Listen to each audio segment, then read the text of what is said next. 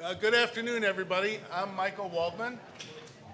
I'm the president of the Brennan Center for Justice here at NYU School of Law, and you all have been wonderful to be here with us on this beautiful day, to stay indoors and committed to the cause of democracy in America, in New York, and in all of its corners. I wanted to thank our co-sponsors of this exciting and important event, the New York City Campaign Finance Board and the Committee for Economic Development, such a powerful voice in the business community for a political system that works better for all of us, including for a rational, efficient, and effective American government, which we all desire and seek. I haven't been able to be here for the morning sessions. I've heard from folks about just how energized, how deeply committed, how thoughtful, and how useful the conversations have been. So I want to thank all the speakers who've been able to be part of this already. One of the ways in which we at the Brennan Center look at our work, and as you know, we take our cue from our namesake, Justice Brennan. We were started by the family and clerks of Justice Brennan when he left the bench as a living memorial to his vision of the Constitution as a document for every generation that needed to meet the needs of every generation of Americans, and his sense that the law had, above all else, to honor the value of dignity of the individual. And this issue from the beginning has been a principal focus for the Brennan Center. And this is, of course, it's always a critical moment, but this is a deeply critical moment in the fight to bring the values Justice Brennan cared about, the values we all care about, the values of American democracy, of civic and political equality, in line with the reality of the inevitable but increasingly distressing role of big money in American politics. And understanding, too, that as part of the way we learn at the Brennan Center about the topics on which we work and the body of knowledge from which we draw is history. And Fritz Schwartz talked a little bit about the recent history. I'm very fond of something Mark Twain is reputed to have said, which is that history does not repeat, but it rhymes. There are patterns that recur and responses that recur. Notice I said he's reputed to have said. It may be that he never said it, but we'll keep using the quote till it's proven otherwise. So many of the challenges that we face today at a time of democratic aspiration and increasing change, increasing inequality, and increasing governmental difficulty are things that happened here in this city and in this country 100 years ago. Folks have talked about the progressive era as an early time when there was ferment and original institutional creation and institutional responses on these very issues. And it's an interesting thing being here in New York City that the Tillman Act, the original responses, the original federal campaign finance laws and state and city campaign finance laws, so many of them flowed out of a scandal that is forgotten in significant measures now, that I've been reading up on for a book that I'm finishing. It was the life insurance campaign scandal, and this was a big deal. It was a kind of, in its magnitude, it was a combination of Enron and Watergate. And it was, as many of you know, the revelation that the three big life insurance companies had secretly given campaign contributions to Teddy Roosevelt's presidential campaign in 1904. And this was shocking news.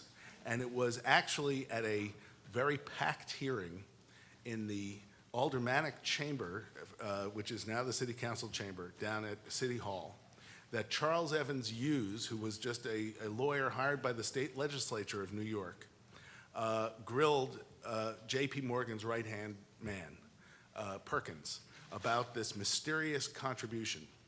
And when Perkins finally fessed up and said this contribution was a campaign contribution to the RNC on behalf of Teddy Roosevelt, This was an explosive scandal. People were arrested. Careers were launched, not just Hughes, but Brandeis and so many others. It led to the enactment directly of the Tillman Act at the federal level, campaign finance laws all throughout the country, and a whole host of other regulatory laws. And that check that Charles Evans Hughes held up in his prosecutorial way was for $48,000. And that is, even now, that would be about $1.3 million.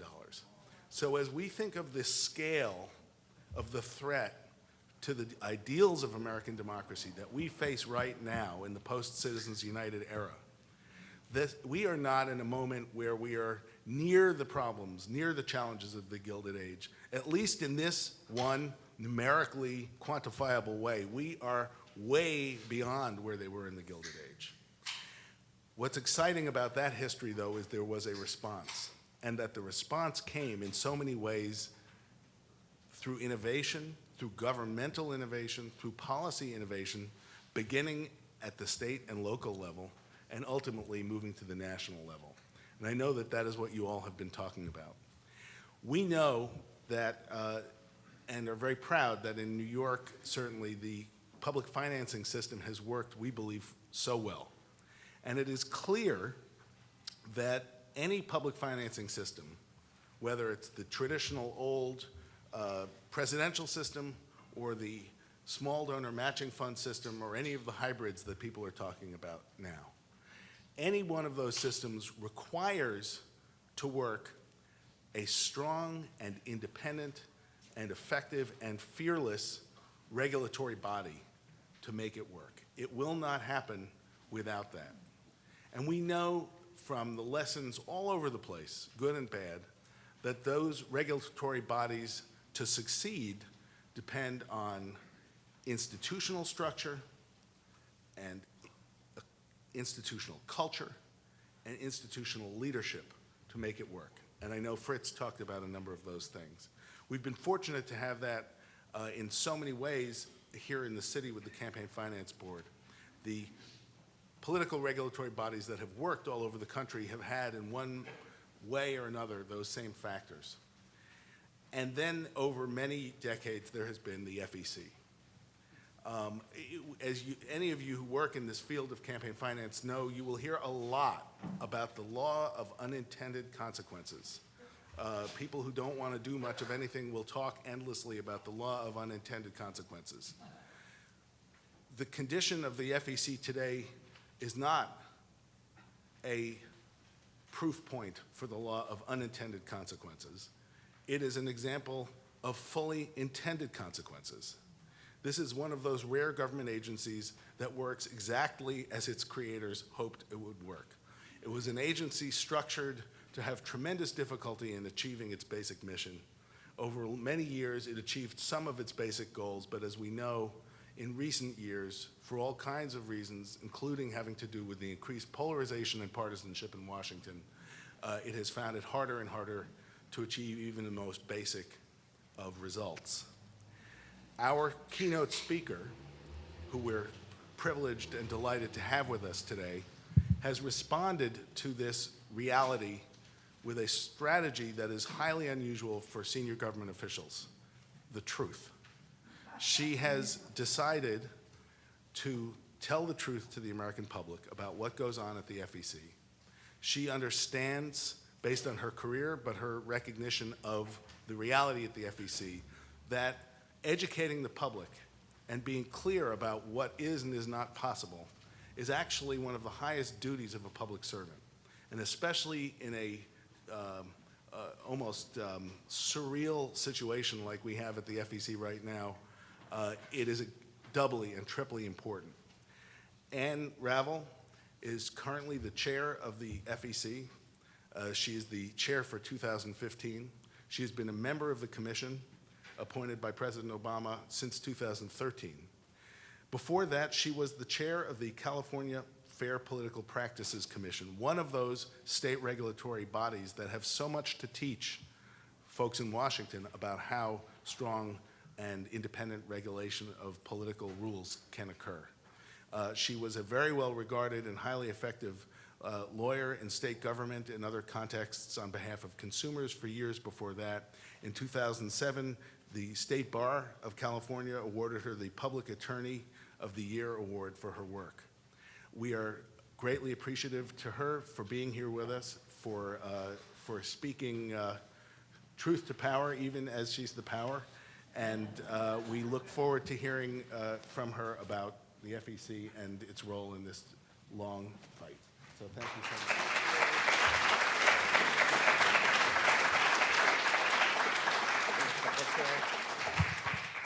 Thank you very much, Michael. I really appreciate the kind introduction.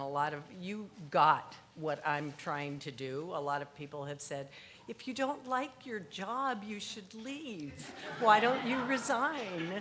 So I really appreciate that you understood what it is that needs to be accomplished here. I do want to say I'm so pleased to be here at this event because the Brennan Center and the New York City Campaign Finance Board are two of the finest organizations that exist in the area of campaign finance. They both are so forward-thinking and innovative in trying to ensure that we have a fair electoral system. So I'm very proud to be part of this group here today. I wanted to tell you about a listening tour that I went on last year. I've spoken to some people about this before, and it was a very moving experience for me to go across the country and hear what people felt about the issue of campaign finance. And when I was in Atlanta, which was my last stop on the listening tour, a woman came up to the podium. She said that she had not intended to speak, but just wanted to come and listen to hear what people were thinking about the issue of campaign finance. She was a Black woman who had grown up in South Africa during apartheid and was never permitted to vote. So she said, you know, all her life, all she wanted to do was to have a voice and to be able to vote, and knew that she couldn't. So she emigrated to the United States solely for the purpose of having a place at the table, having a vote, and becoming a citizen.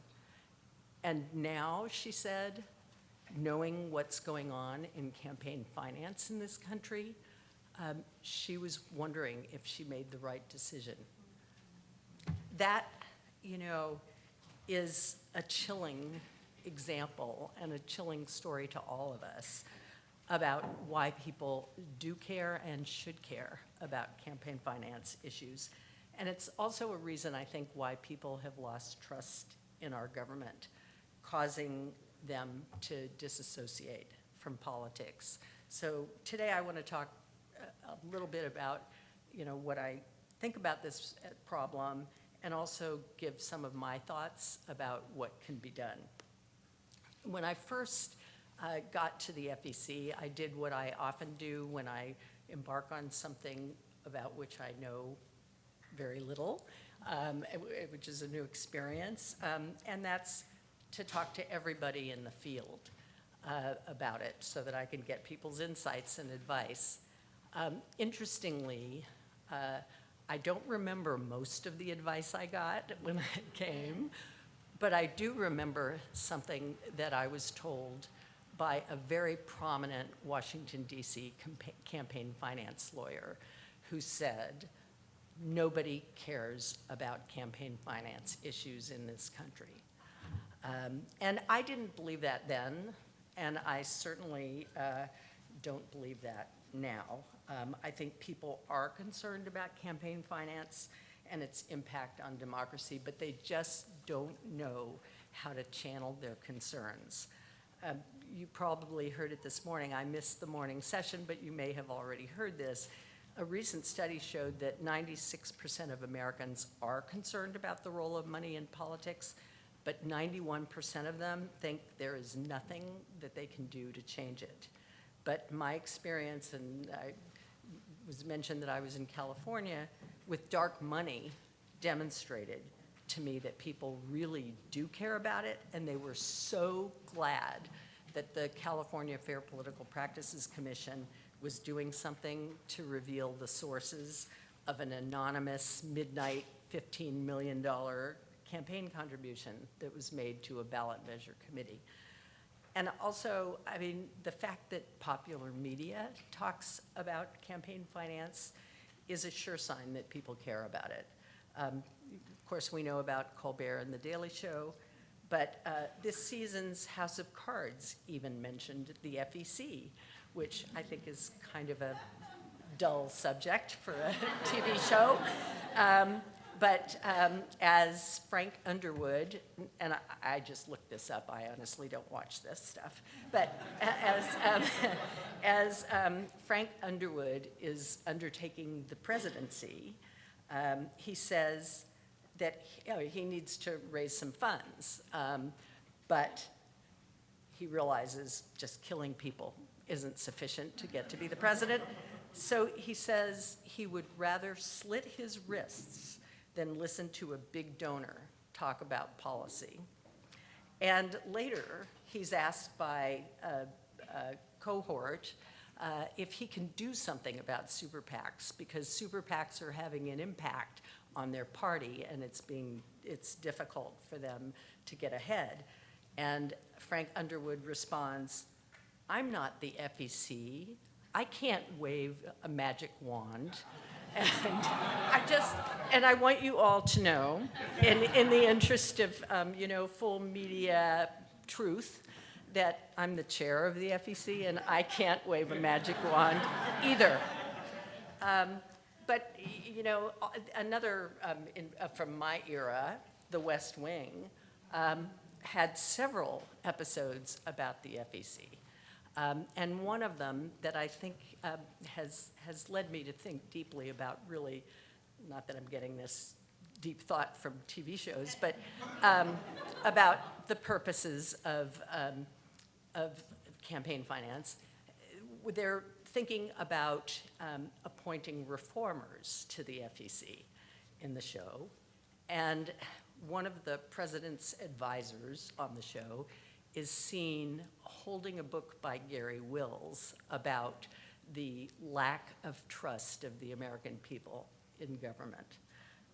So, polling and media alone show us that the public does care about the issue, but unsurprisingly, I think, because of what the media and others talk about incessantly, it's the sheer amount of money in campaigns that seem to be concerning people, despite the fact that we know that the present system of campaign finance effectively requires people to raise large amounts of money in most places in this country.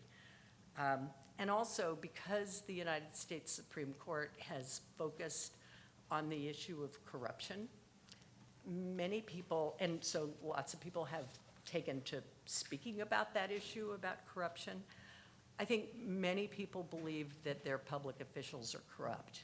So they essentially despise who they themselves have elected.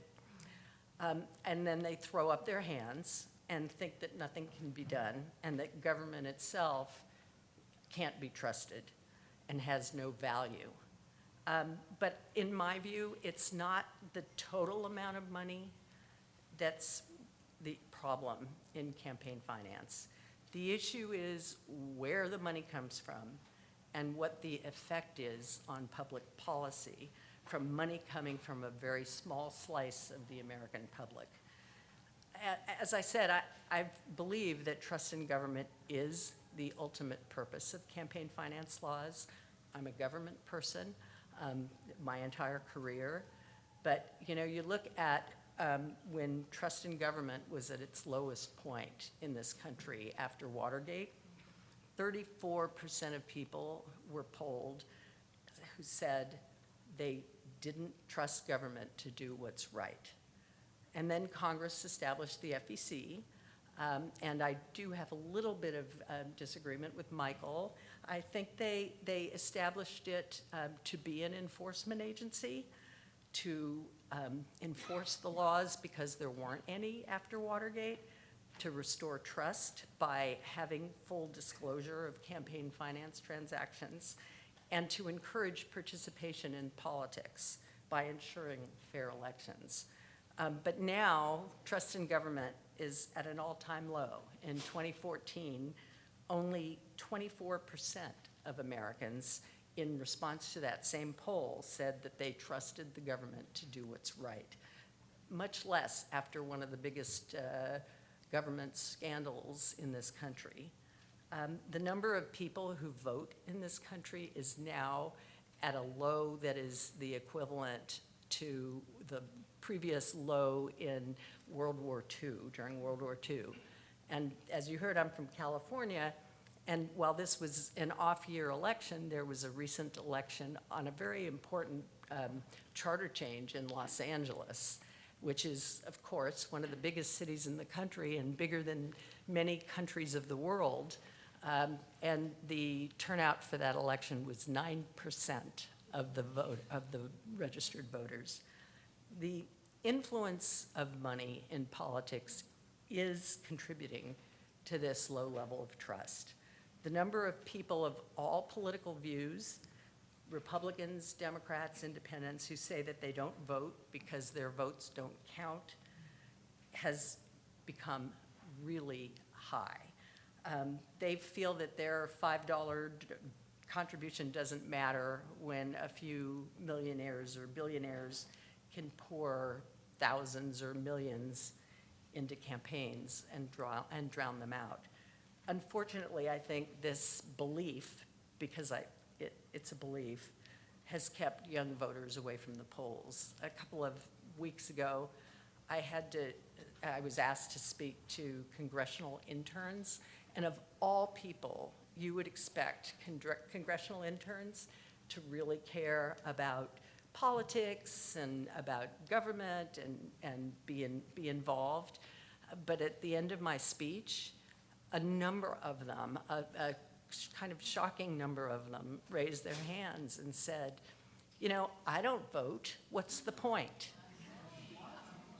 So that, too, is kind of striking to me. But another important aspect of this, and I'm not sure if it was talked about today, is campaign contributions themselves.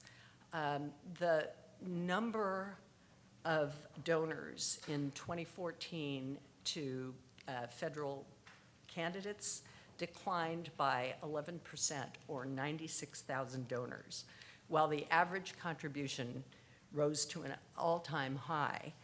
1% of the people gave a third of the campaign contributions in the midterm elections. And I think having people contribute to campaigns is an important aspect of our democracy as well. There was a number of years ago, not in the campaign finance field, but relating to the Haiti earthquake response, a Pew report that was done about the people who gave really small contributions to the earthquake relief of Haiti. And what they found was people who gave as little as $10 contributions, and a lot of people did, standing in line at Starbucks, texting their contributions, those people became so involved and so concerned about what was going on in Haiti. They followed it in the news, and even more significantly, they talked to their friends, to their relatives, and talked them into contributing as well. And I think the same thing works in campaigns. The same thing works for politics. And so I'm concerned about the lack of contributors. And of course, as was discussed, a lot of people in this country, and I myself, and many of you here today, are probably frustrated by the well-known dysfunction at the commission that I chair. And some, I think this is where I disagree with Michael, would say that it was set up to be dysfunctional, but I don't actually believe that. I think they're mistaking the word dysfunctional with bipartisan. It was actually set up to be bipartisan, not to deadlock on votes because one group votes as a block and refuses to allow anything to happen. So as a chair, I'm frustrated about this because I know how important it is to have an agency that provides full disclosure of campaign contributions. We know that transparency increases confidence in government and allows people to vote in ways that are consistent with their views. Lack of transparency forces voters to make decisions without all the pertinent information and increases disassociation from our political system.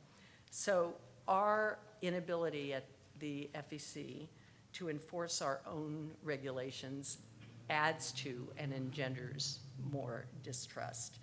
And having a vast number of people for all of these reasons disengaged from our political system and from the government itself is leading to what some have characterized as a permanent class of outsiders.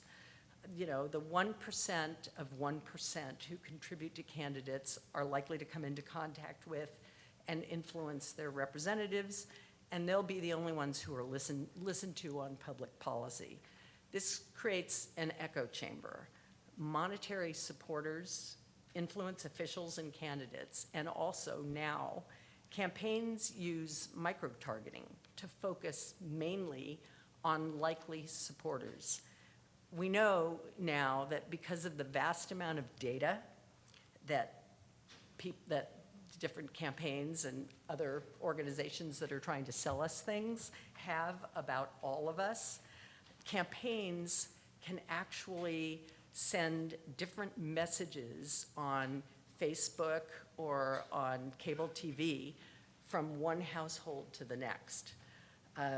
But the micro-targeting of campaigns actually is only speaking to those that they know are already likely to be supporters, to get them either to the polls or to get them to contribute.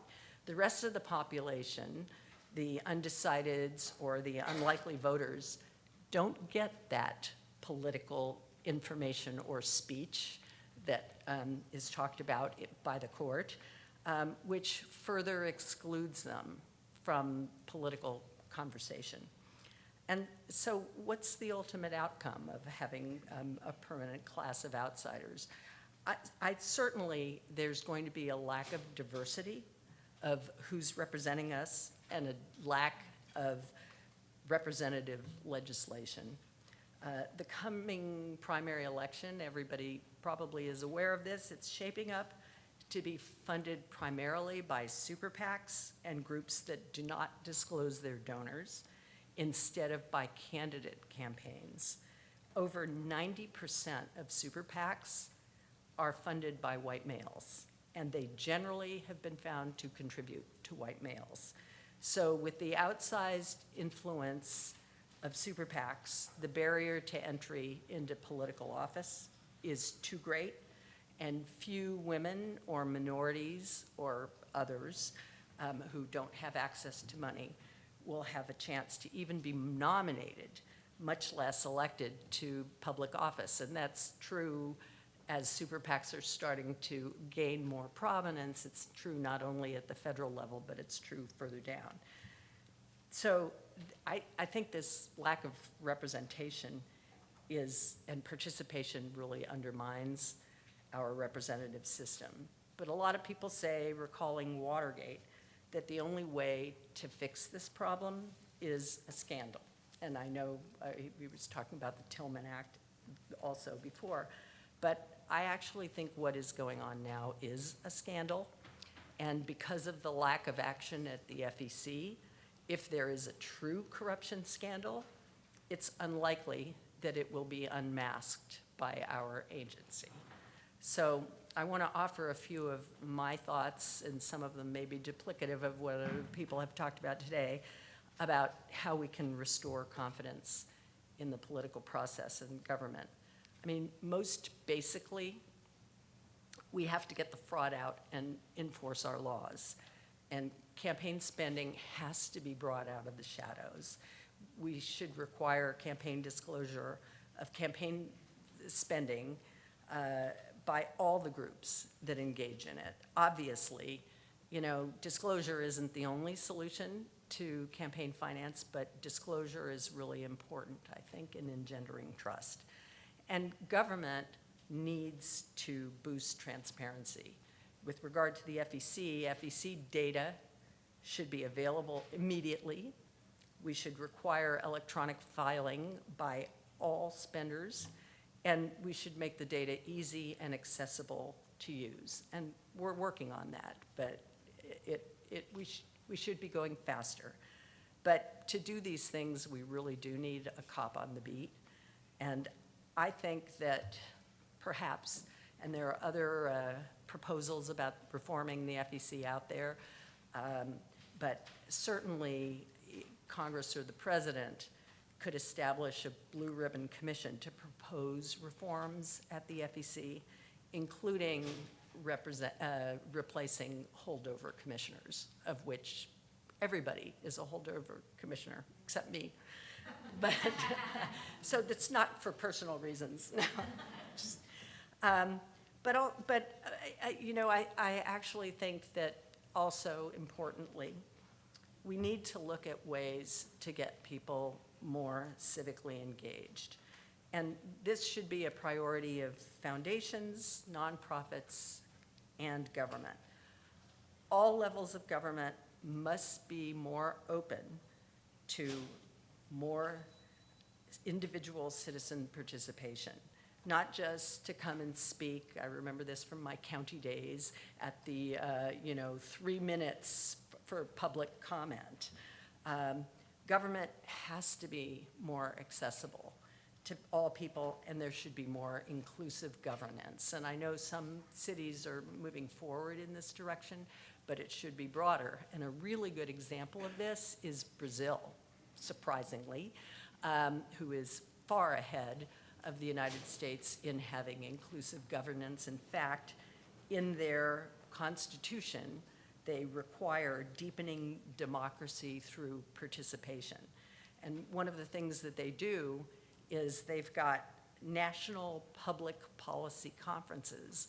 Sometimes 1,000 of them are run simultaneously in cities all over the country to have deliberations, and then ultimately out of the deliberations, policy reports on issues affecting the country, which then go to the state level. They have representatives that go to the state level and talk to the state officials about them. They come out with refinements of those original reports, which is then taken to give to the nationally elected officials with priorities to amend and also formulate new policies in the country. I mean, this is sort of earth-shattering for the United States, and I know at my own agency, nobody wants anything to be open. They want everything to be totally closed, so I've made some efforts, but haven't been able to get this done. But we also, clearly have to incentivize involvement in political life. We have to look carefully at tax credits or small donor matches to level the playing field and encourage politicians to campaign to and work for all voters, not just the ones who are making large contributions. And we have to expand the arena, encourage ways to allow women, minorities, and others who don't have access to money to run for office. Parties have a really big role in this, and encouragement of parties would be a good thing. I also think that technology can have a major impact in getting people involved. For example, there's a group, I know CrowdPack is here, and they certainly are involved in this, and you spoke. But Nation Builder is an app that helps people organize political support online without a lot of money, and that's been extremely effective. And there's another group that I love what they're coming up with. It's new, but its brigade using games and BuzzFeed-like questionnaires to let people know, based on their answers and how they play the game, you know, and they then have an algorithm that says, these would be the candidates that you might support, and would you be interested in supporting them? Not with money, but just to indicate your support to them publicly, which would, they're hoping, have millions of people, because millions of people respond to those silly BuzzFeed questionnaires. I know I do. And so, you know, they're hoping that millions of people will sign on to support candidates and help to not only get people engaged, but also to go around the system of campaign finance. Research has shown that young people are disengaged from traditional forms of civic and political life, but they're really engaged with new media. And if you look in the city of New York, as I have the last couple days, they're constantly on their cell phones. So I do think that the internet can serve as a gateway to online and offline civic and political engagement, including volunteerism, community problem solving, and political activity. This is a statistic I just heard, and it's amazing. So you can see why online activity might be the way to go in some ways. This month, July 2015, there were 1.31 billion active Facebook users every month. So, and of course, people know there's more than 1 billion smartphones in use worldwide. So the potential for using this mechanism is great, and we should encourage and support tech innovation in the democracy arena. But I don't think tech is the sole answer. We have to do the hard work of engaging people.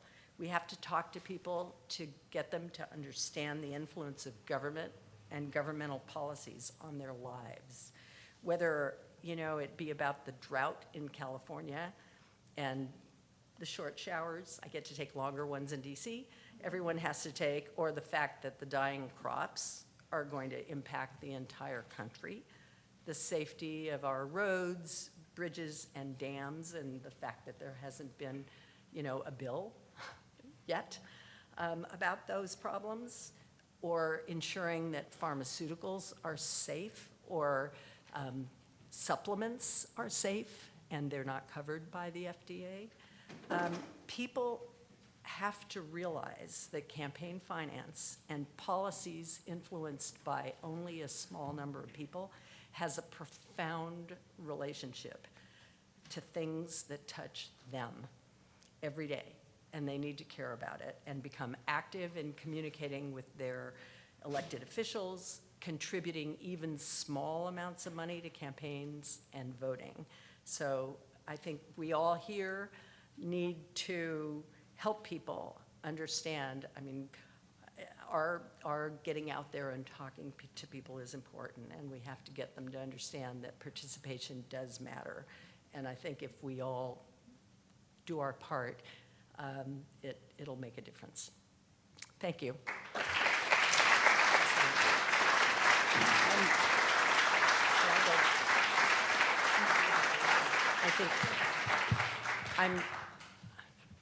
I don't know if there's any questions. If people want to, I think someone's back there with a.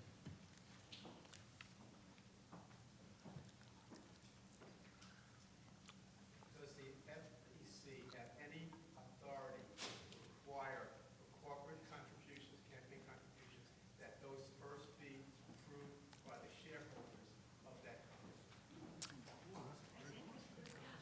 No. We do not have any authority, although we have authority, obviously, over campaign finance issues and disclosure and some things. That is not under our purview. Yes, sir. Why has the checkoff on the income tax been such a failure?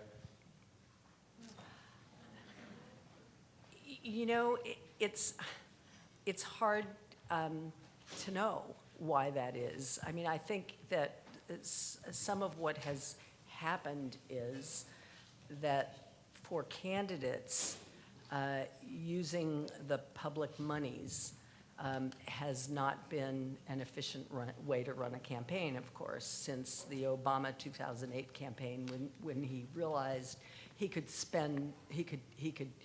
get a lot more money from fundraising and use it for his campaign. No, I understand, but that's for the checkoff is for the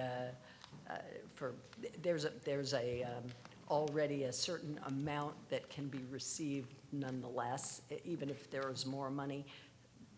It checked off. So there's a certain formula for providing the amount of money. It's not based on how many people actually check off. Am I the only one with mic? So what appears to be left of campaign finance regulation applies to traditional media outlets and broadcast outlets. So what is the reach of, can we just have an overview of what the reach of the FEC is in terms of private organizations and new media outlets like Google, Facebook, the like?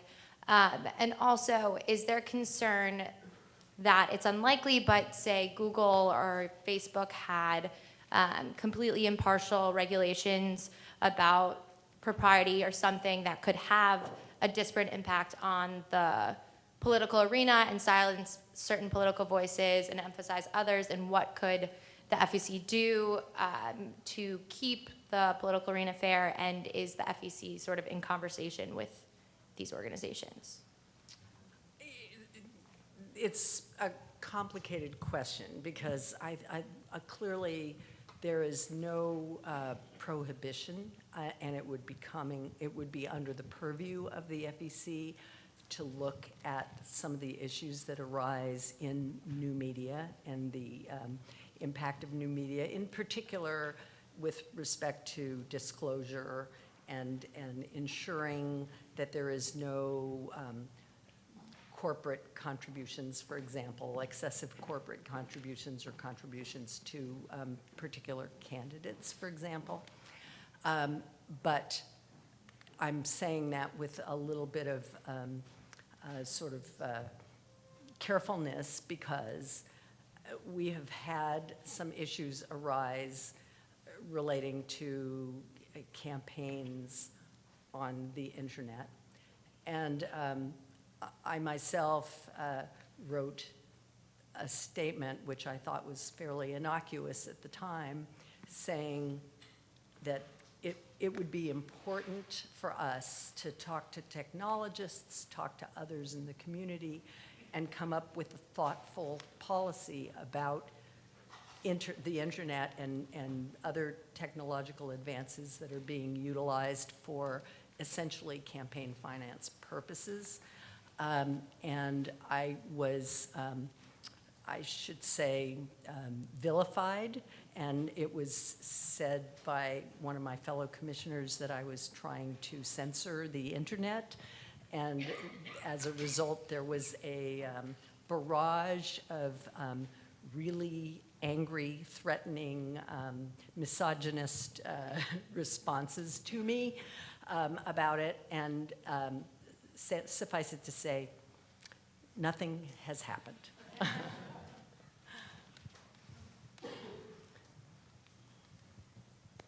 Hi. Hi. I agree with you about what you said about using technology. I teach information technology in graduate school, and my students are typically between 20 and 30 years old. And when we talk about getting public information, 90 to 95% of the students, and these are graduate students, do not read the newspaper or magazines. Mm-hmm. So they get most of their information through the internet or Facebook or whatever. So my question to you, one of a couple questions is, do you tweet? Do you use Facebook? And I how do do both. you do it? Okay. And then, no offense, but what powers do you have as commissioner? and third thing is, what impact have you had, on you from speaking out as you have? Mm-hmm.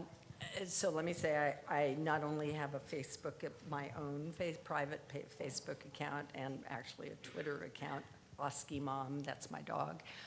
But I have a Twitter account that I use for my information relating to issues of concern that relate to the FEC, as well as a Facebook account.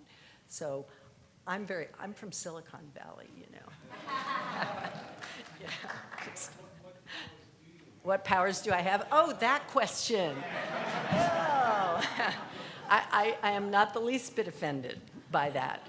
I am one of 6 as a commissioner and even as a chair. The chair's powers are exactly what I'm doing today, which is talking to you all and setting the agenda. But even that is kind of not a really strong power because people tend to hold over items on the agenda because they don't want them to be discussed interminably, like years interminably, many, many years. And so that is not really a power. And so really my power is 1 vote and the ability to speak out. And have you gotten a lot of, you talked Backlash? Yes, I have, but I've also heard from a lot of people, you know, sort of regular people who say, it's really great that you're talking about this, and despite the stuff on, you know, House of Cards and West Wing, most people have no idea what the FEC does, and a lot of people now do. You know, they understand that this is an agency that has what I consider to be breathtaking import in our democracy, and people didn't know it. And of course, it's true over the last 10 years, it hasn't done its job.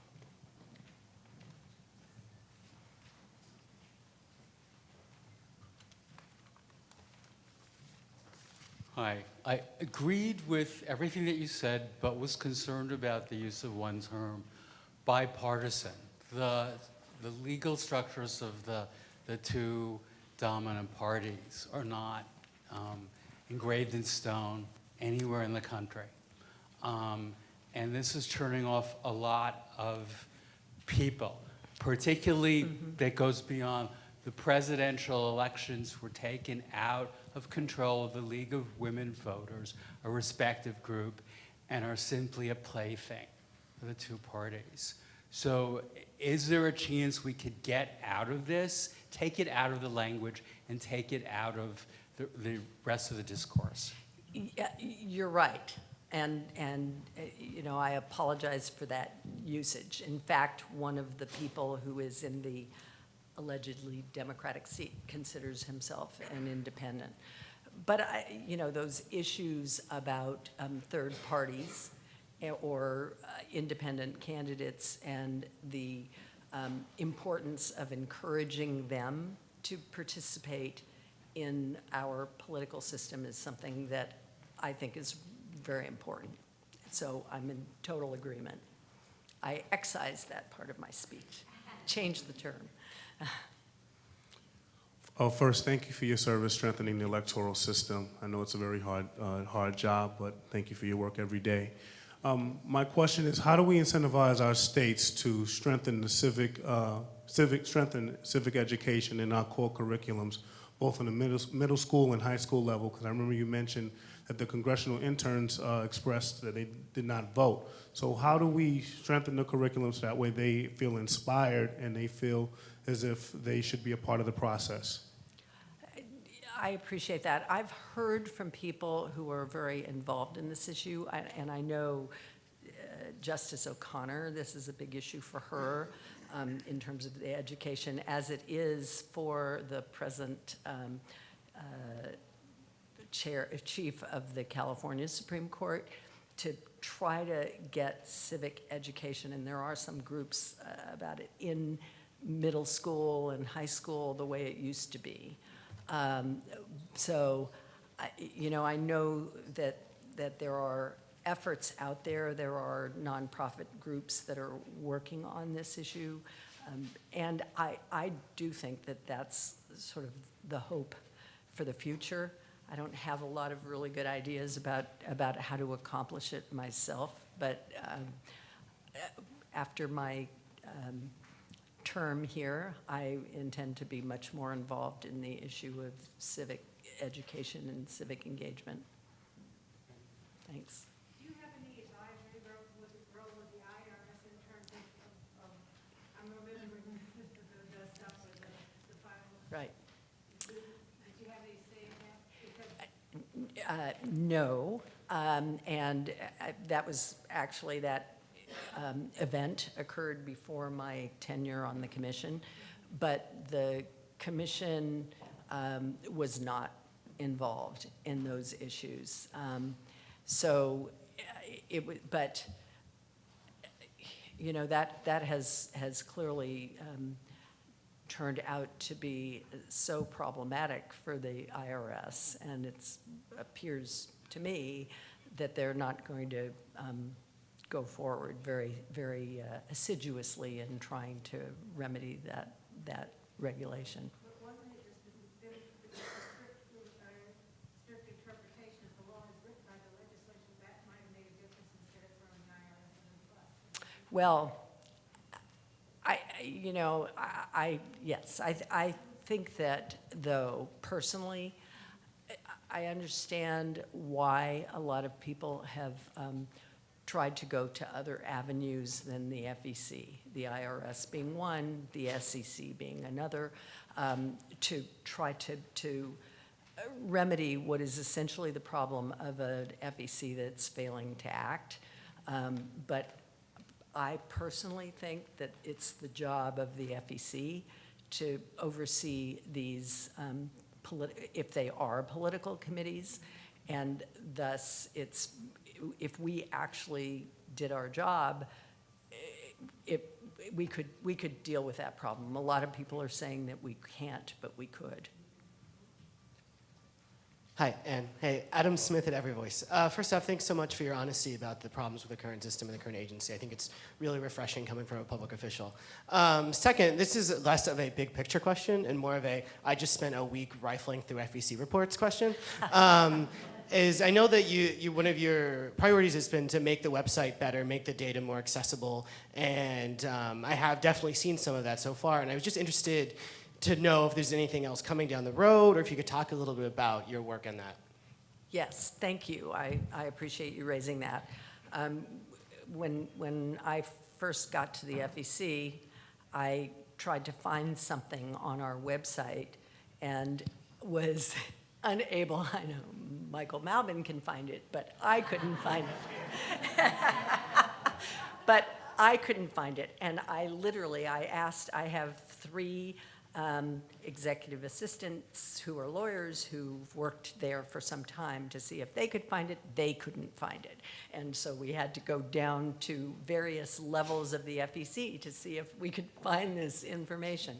So that gave me the clue that we needed to do something about the website. And when I was in California, I worked with Code for America, and we had some hackathons at the FPPC, and we're trying to improve the provision of information. And I thought, you know, we could do the same thing at the FEC. It's more complex, but more information, but nonetheless. So I actually went to meet with Jennifer Polka, who was at the White House Innovation Fellows, the head of it at the time, from Code for America, and she put me in touch with 18F, which is through GSA. They're trying to do more open data, have a much better API so that other users of our data can actually build on our system because it's open source and find whatever they want. We've put out a first test of it, but we're planning many more. And the website is going to continually improve, I promise you. We have a lot more tests, but we're doing it, they call it, they're doing it in spurts, and part of the reason is the desire for us to get public input on it. So if people look at what we have and say, no, there's this problem, or you should be giving us this instead, we can incorporate that into how we go forward on the website. But I am hoping that by the end of my chair term, because this has been my baby project, that there's going to be a much better website that's, one, easier to navigate and more clear, but also that we're working on, and this is for people who are real sophisticates in this area, but we're working on sort of changing forms potentially and getting better data as well. Hi, I'm over here. So I'm a former presidential management fellow, and when I was looking for spots, I went to the FEC. I beelined it there. And when I got there, the staff member I talked to was sort of surprised that I was interested in campaign finance, and then also said that they didn't accept presidential management fellows. So I ended up at HUD, which was not really what I wanted to do. Anyway, so Come back. Right. Well, now I work for a nonprofit called Democracy Works, and our whole thing is that we're trying to use technology to get people engaged. And so, it's sort of like nonprofits like that sometimes will suck up young talent like myself and others that work there. And I just wanted to know what the FEC could do to sort of attract more people and sort of the federal government writ large, so that we can become better at getting to millennials and younger people who are becoming more and more disengaged from the process. That's an interesting question because, number one, I didn't know that they were rejecting people who wanted to come and provide that kind of work. That I'm sad about it too. I think that's really unfortunate because there's nothing more important, I think, than bringing people with new ideas and new perspectives in to the agency and to the government in particular. So, I'm sorry to hear that. And I hadn't thought, I've been trying to open up the FEC just to more public involvement, but I hadn't thought of it in terms of employment and bringing people in. I have personally, I want you to know, hired high school student this year for my summer interns, someone from high school, someone from college, and two people from law school.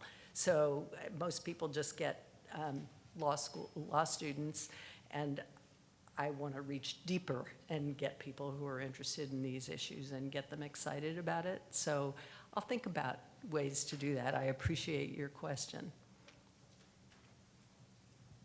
Hi, I'm Nicole Gordon. We met a few weeks ago. Oh, hi. I was the founding executive director of the Campaign Finance Board here in New York City. My question is about audits. My understanding is that federal law prohibits the Federal Election Commission from doing random audits of campaigns. By contrast, as you, I think, know, in New York City, every single candidate is audited, and nonetheless, mistakes and outright criminality are identified every year, every election. And I'm curious to know what kind of audit program the Federal Election Commission does have, and what your level of confidence is in the veracity of the data that you have as a whole, given that you can't conduct random audits. Right. Well, we do have the ability to look at every campaign has their RAD analysts. They're called Reports Analysis Division analysts, and they do sometimes. They certainly work with the campaigns to try to get them to understand what the rules are and to comply. And sometimes they will make referrals to audit with regard to things that they find that are clearly problematic. So it's certainly not a random audit, and it is true that the audit capabilities of the FEC are limited, and they're sort of a complicated point system and the like. And I'm happy to share this with you offline a little bit, and so that everybody doesn't go to sleep. But It's, you know, it is, I think it is an issue that there is not that stronger ability to be able to determine if there is something really problematic going on. So,